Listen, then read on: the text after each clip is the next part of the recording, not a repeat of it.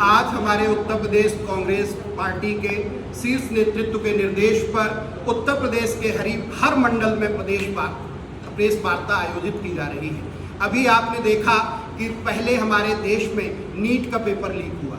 NEET का paper हमारे देश में विद्यार्थियों के लिए बहुत महत्वपूर्ण परीक्षा है, जिससे वो डॉक्टर बनने के लिए अपना प्रवेश पाते हैं, और उसका पेपर 40 लाख, 60 लाख, 80 लाख रुपए में बिका और बाद में इस सरकार ने उस परीक्षा को रद्द कर दिया और दोबारा परीक्षा की तिथि घोषित की।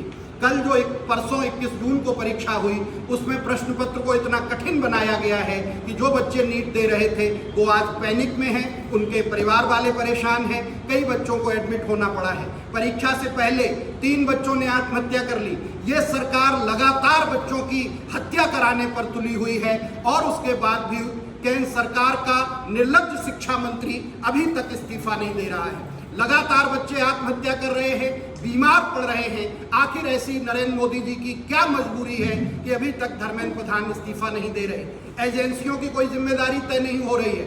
लगातार इस देश में परीक्षाओं को टारगेट किया जा रहा है। मैं कहता हूं कि साजिशन 2014 के बाद इस देश में शिक्षा को खत्म करने का प्रयास किया गया, उसी की परिणति आज ये है। लगातार शिक्षा व्यवस्था को नई राष्ट्रीय शिक्षा नीति के आधार पर जिस तरह से अपंग बनाया गया, उसके नए प्रावधान किए गए, जिससे आज सभी संस्थानों में शिक्षा खत्म हो गई है। सभी प्रोफेसर्स को क्लर्क बना के रख दिया गया है, और जो प्राइवेट एजेंसियों के लोग हैं आज उन्हीं के हाथ में पूरी की पूरी कमान सौंप दी गई है।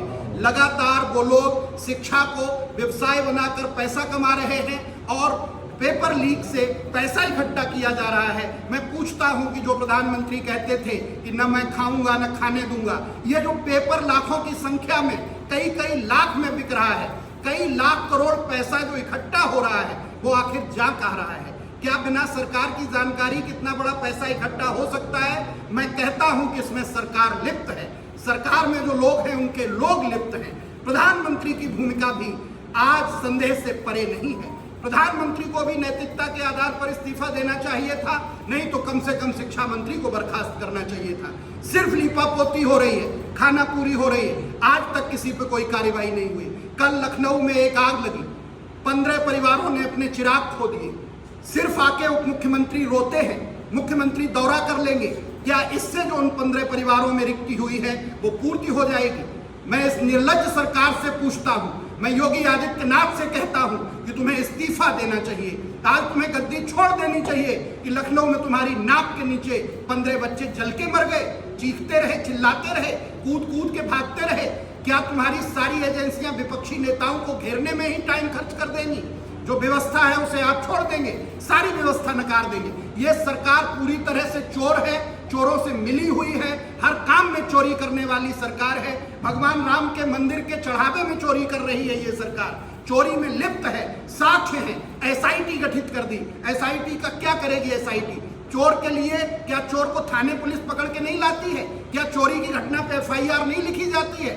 इतने करोड़ों की चोरी होने के बाद अभी तक कोई एफआईआर नहीं है, किसी को थाने में नहीं बुलाया गया है। कहीं न कहीं मुख्यमंत्री और प्रधानमंत्री की संलिप्तता है पूरे प्रकरण में, इसीलिए आज हम प्रेस वार्ता कर रहे हैं। विद्यार्थियों के साथ लगातार उनका शोषण हो रहा है, लगातार वो परेशान है, और जब बात आती है पेपर की हर बार में लीक होता है। क्या कहना चाहेंगे? क्या इस तरह से? देखिए, कहीं न कहीं मुझे लगता है कि इसमें सरकार की स्पष्ट मंशा है कि देश में परीक्षाएं न हो, भर्तियां न हो, और भर्ती और परीक्षा के नाम पर एक तंत्र विकसित किया जाए जिससे पैसे की उगाही हो और वो पैसा इकट्ठा करके चुनाव में खर्च किया जाए।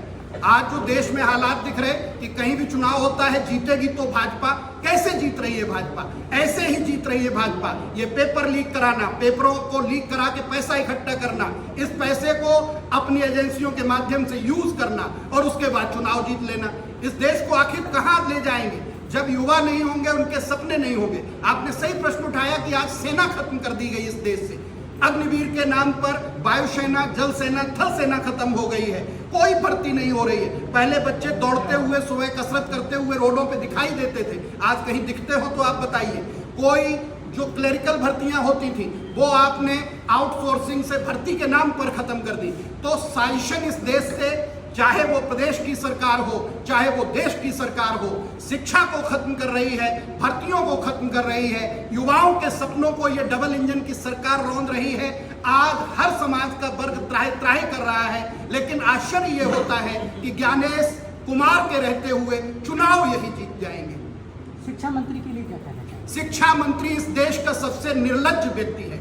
मैं कहता हूं कि उसे तत्काल इस्तीफा देना चाहिए। नीट का जो 21 जून को पेपर था, 20 जून को 3 बच्चों ने आत्महत्या की, पेपर के बाद कल कई बच्चों ने सुसाइडल अटेम्प्ट लिए, और शिक्षा मंत्री अपना बैठा हुआ है मजे से, सिर्फ मीडिया में आके एक बाइट दे देगा। उसको तो तत्काल इस्तीफा देना चाहिए, और नहीं तो प्रधानमंत्री को बर्खास्त करना चाहिए, और नहीं तो प्रधानमंत्री को इस्तीफा देना चाहिए।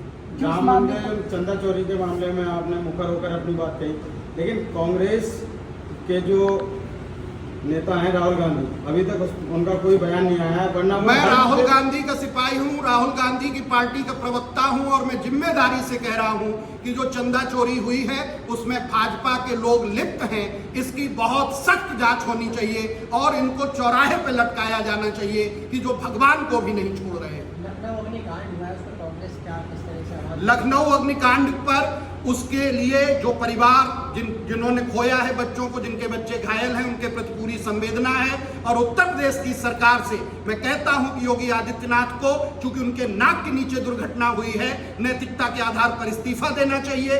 वहां पर जो विधायक हैं, जो मंत्री हैं, जो एजेंसियां हैं, सब पे कार्रवाई होनी चाहिए। कहां एलडीए का उनका सचिव है, कहां एलडीए का उपाध्यक्ष है कि ऐसी बिल्डिंगों में लगातार बच्चे जा रहे हैं, पढ़ रहे हैं, और संस्थाएं चल रही हैं। कहां है फायर के अधिकारी उनके, कहां है उनके मंत्री? सिर्फ बैठ के मलाई चाटेंगे सत्ता की कि हम तो मजबूत सरकार लिए बैठे हैं। सिर्फ बच्चों की हत्या के लिए आप मजबूत हैं? तत्काल प्रभाव से मुख्यमंत्री को इस्तीफा देना चाहिए। लखनऊ कांड के बाद बरेली में भी लगातार होटलों कोचिंगों की जांच चल रही है, उस पर क्या कहेंगे? जांच तो खानापूरी होती है, आज भी खानापूरी ही चल रही है।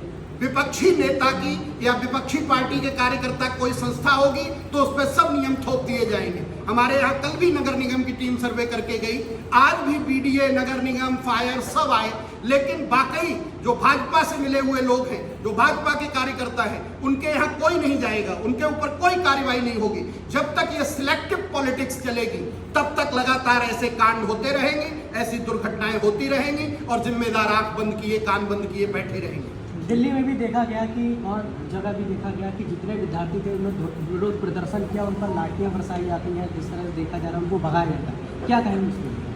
बच्चे तो सबसे आसान है ना लाठी चलाने के लिए।